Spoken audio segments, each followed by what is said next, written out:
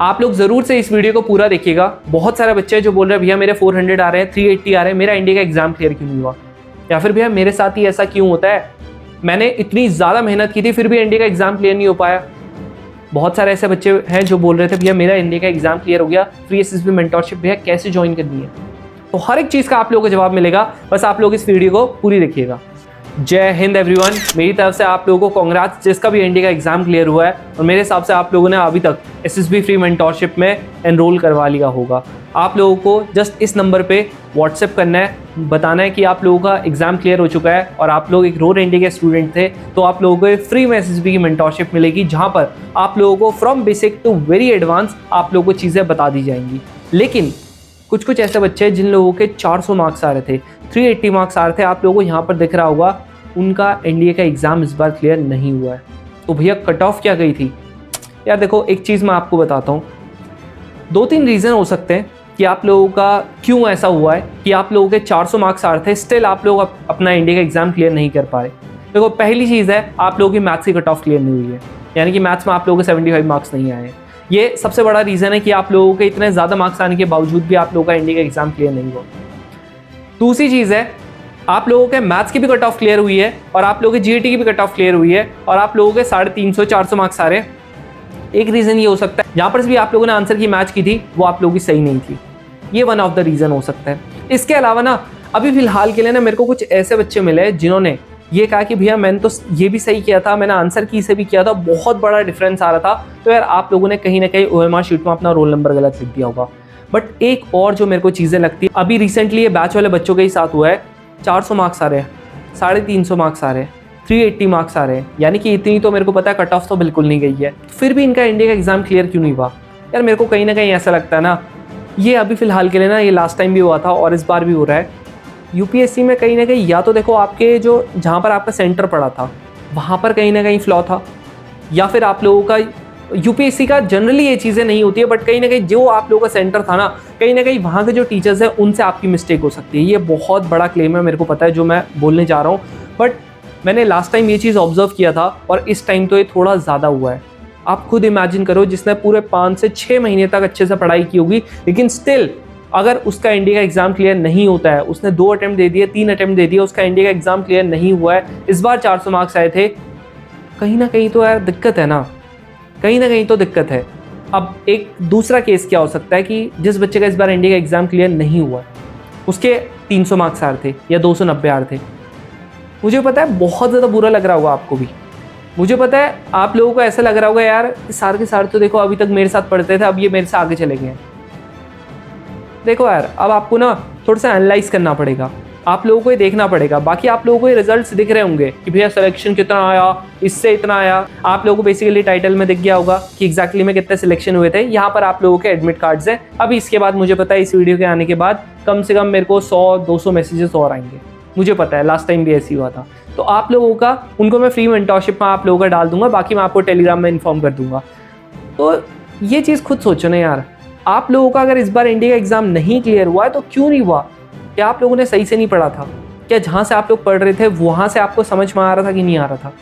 बहुत सारे ऐसे बच्चे जो कहते हैं भैया मेरी मैथ्स की कट ऑफ क्लियर नहीं हुई, मेरे जीएटी में 400 मार्क्स आ रहे हैं, तो करो ना मैथ्स पे फोकस करो।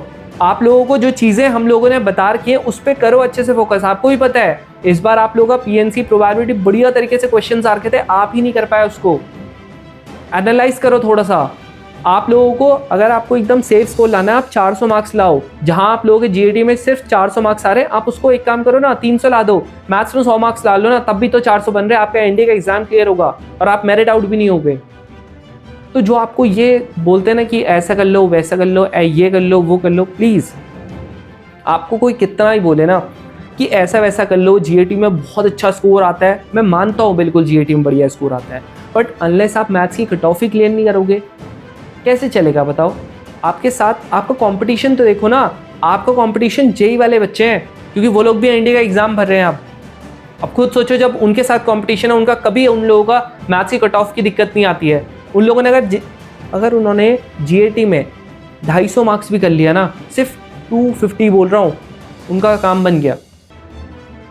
समझ रहे हो? मैक्सिमम बच्चे जो मेरिट आउट हो रहे हैं ना, वो यही वाले बच्चे हैं। तो आप बोलोगे भैया इसका सोल्यूशन क्या है? देखो सोल्यूशन आपके दो हैं। या तो देखो आपने अभी तक सेल्फ स्टडी कर रहे थे और नहीं निकल रहा ना, मत करो अब सेल्फ स्टडी। मुझे पता है आप बहुत ज़्यादा डिस्ट्रैक्ट हो रहे हो। अब तुम बोलते हो भैया मैंने आज तक कभी सही से प्रिपरेशन ही नहीं की, तो आप करो प्लीज़, सही से प्रिपरेशन करो। मैं तुम्हें एक चीज़ बताता हूँ, जब आप फर्स्ट अटेम्प्ट अपना दे रहे होते हो ना, अपना पहली बार जब एनडीए का एग्जाम क्लियर कर रहे होते हो ना, उस टाइम आपको अपना 200% लगाना पड़ेगा। सेकंड टाइम में आप लोगों को सिर्फ अपना 50-60% लगाना पड़ेगा। फर्स्ट अटेम्प्ट में जब आप अपना इंडिया का एग्जाम क्लियर करोगे, उस टाइम पे आप लोगों को 200% अपनी मेहनत करनी पड़ेगी। सोचो कितनी ज़्यादा है, 3 से 4 गुना मेहनत आप लोगों को करनी पड़ेगी। समझ रहे हो? अब आप खुद सोचो ना कि जब इतनी मेहनत करनी पड़ेगी तो आप लोगों के जो एफर्ट्स होंगे वो किस लेवल के होनी चाहिए। आ रहा समझ में? तो ये आप लोगों को समझना पड़ेगा यार। जैसा अभी मैं आपको एग्जांपल देता हूँ, कौन थे बैक टू बैक 3 टाइम्स उसने अपना इंडिया का एग्जाम क्लियर किया। उसने पहले उसमें मेहनत बताऊँ मैं, मार्शल बैच उसने ज्वाइन किया था, ठीक है। उसके पास ना सिर्फ एक फ़ोन था, तो रात को ना रिकॉर्डेड क्लासेस लेता था। हमारी 7:30 से क्लासेस होती है स्टार्ट, वो पूरे का पूरी लाइव नहीं ले पाता था, वो रिकॉर्डेड लेता था और सुबह से पहले वो फिनिश करके हम लोगों को मैसेज कर देता भैया डन। सोचो इतनी डेडिकेशन चाहिए। फिर उसके बाद उसका बाकी का 2 अटेम्प्ट्स भी हो गया बढ़िया तरीके से इंडिया का एग्जाम क्लियर। लास्ट टाइम साहिल था, आपने देखा था, he got recommended from 34 SSB Allahabad, मतलब किलर बोर्ड है, फिर भी वो रिकमेंड हुआ। इस बार भी इंडिया का एग्जाम क्लियर हो गया और अच्छे स्कोर से। अब आप बोल रहे होंगे भैया एक अनुराग भी तो था जिसकी आप बार बार बातें करते हो, उसका यार मेडिकल था उस टाइम पे, तो he was unable to give his NDA exam. समझ रहे हो ना? तो स्टोरीज बहुत सारी हैं, आपको करना पड़ेगा। देखो बाकी को तो निकलेंगे एग्जाम, जो मेहनत कर रहा है उसके एग्जाम निकलेंगे, लेकिन आप क्या कर रहे हो डिपेंड उस पर करता है। तो आप लोगों से मैं यही बोलूँगा, अच्छे से बैठो, एनालाइज करो कि आपने क्या गलती की थी, और ये सोचो कि अगर मेरी ये गलती थी तो ये मेरी गलती थी या जहाँ से मैं पढ़ रहा हूँ वहाँ की गलती थी। मैं आप लोगों को एक सजेशन दूंगा एज अ बड़े भाई की तरह, हमेशा अपनी गलती निकालना।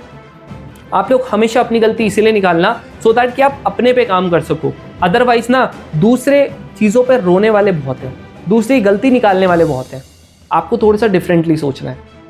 तो मैं उम्मीद करूँगा अगर आपका एक भी अटेम्प्ट बचा है ना, अगली बार मुझे तुम लोग मैसेज करोगे भैया इस बार इंडिया का एग्ज़ाम क्लियर हो रहा है, क्योंकि मैं चाहता हूँ यार, लिटरली मैं दिल से चाहता हूँ कि आपका इंडिया का एग्ज़ाम निकले यार। और तुम लोग बोल रहे थे मेरे को भैया हम लोग ना वो मार्शल बैच अफोर्ड नहीं कर सकते एक रिकॉर्डेड वाला, उस पर भी मैं ना थोड़ा सा काम कर रहा हूँ अभी। आप लोगों को आज शाम तक एक वीडियो आ जाएगी या कल तक आ जाएगी, तो वहाँ पर मैं आप लोगों का एक ओपिनियन में ले लूँगा। और बताओ ना क्या करूँ मैं तुम्हारे लिए। यूट्यूब पर फ्री में कंटेंट प्रोवाइड कर रहे हैं, इसके अलावा टेस्ट मैं आप लोगों को दे ही रहा हूँ। और बताओ आपके लिए क्या करना है। तो यहाँ पर यार जिस तरीके से हम लोग एफर्ट्स मार रहे हैं ना, वी वांट, ऐसा नहीं है हम लोगों को रिजल्ट नहीं मिल रहे, इतने सारे आप लोगों को अभी रिजल्ट दिखे, ये जस्ट आप लोगों के एफर्ट्स ही हैं। चाहे मार्शल बैच हो चाहे हमारा एकलव्य बैच हो यूट्यूब का, दोनों के कंबाइंड एफर्ट्स हैं यार।